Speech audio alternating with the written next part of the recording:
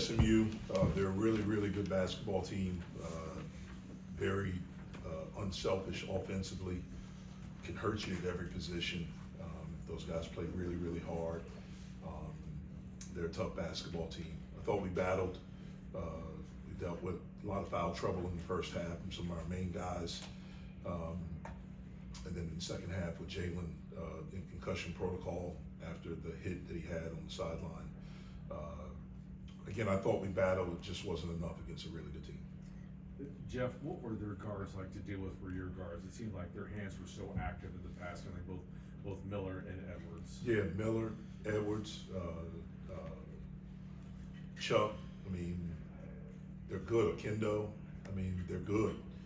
They steal the basketball. They're strong. They're athletic. They keep sending guys in, so it seems like they're pretty fresh. They cause a lot of havoc. Second half a lot closer than the first, at least on the score sheet. What kind of adjustments did you make, or what kind of conversations did you have with your team at halftime? Well, I thought, in the first half we had 8 turnovers, and those 8 turnovers led to 14 fast break points for them. I thought that was a big difference in the game right there. We came into the game talking about how we can't turn the basketball over against this team, and we can't take bad shots because that leads to transition. They're a dynamic transition offensive team. I think they were averaging about 16 points, off fast break points.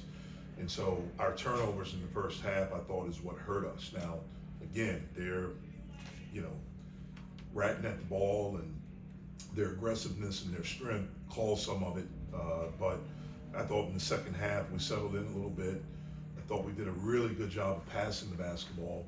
And we got some good looks. I thought a couple times we had some momentum where we cut it to 12 and 11 and we're right there. Then, we don't have the necessary discipline on defense. We give up a quarter and 3. Then we turn it over twice and they go down and they score. So all of a sudden that momentum's gone and it's back to 18. And so we have to be better in those situations. You mentioned Jalen going into the protocol for the concussion protocol. Did you get any kind of early prognosis or read on the seriousness? We'll go through the evaluation when we get back, probably tomorrow. Jeff, what are you seeing with your team right now? I know you guys have had some bumps in the road here recently. You guys had that great start. I know it's kind of frustrating, but what do you have to tell your guys to keep going, because there's still a lot to play for? Yeah, it's very frustrating, and we're struggling right now. We had a really good non-conference performance. I thought our schedule non-conference was good, and I thought we performed well. I thought we were able to manage when Dame got hurt. When we played Wisconsin in the first minute, I thought we were really good, and we were able to manage that. But once we've gotten into conference, one of the biggest things that we have to do is that we have to get back to defending. I don't think we've defended well. If you look at the numbers across the board, we've not done a good job there. We have to do a better job there. The main thing now is that, we have to stick together. We have to keep believing. We have to keep showing up with the right attitude, and we have to fight. And we have to fight our way through this. I think we have the guys in the locker room to do that. There's been this perception that the ACC is not having a down year versus what the ACC the SEC and the Big Ten are having. What's your view of that? Well, I think what happened is that when I say we, the ACC, we didn't perform well in the non-conference as a whole. Right. And especially in the ACC SEC challenge. Yeah. And it was pretty loud. It was pretty loud, the difference in that. And I think people are hanging on to that. This team is really good. I think this team is an NCAA tournament team, SMU. Wake Forest is really good. Obviously Duke, Clemson. Louisville's a really good basketball team. North Carolina is right there. So we have really good teams. We also, our teams in our league, we had some injuries early. And now guys are getting back. Syracuse, they had an injury to their best player for a while. He was out. Georgia Tech had a couple of guys out. You look at what they did going to Clemson and winning in triple overtime. This team, SMU, I don't know what they did in the non-conference. I didn't follow, but I know they have a lot of new faces and a new coaching staff. So sometimes it takes a little bit of time, for all those things to mesh together. They've obviously meshed well together since we've gotten into conference, because they're playing at a really, really high level. I look at Virginia Tech, like they've gotten better. Virginia has gotten better.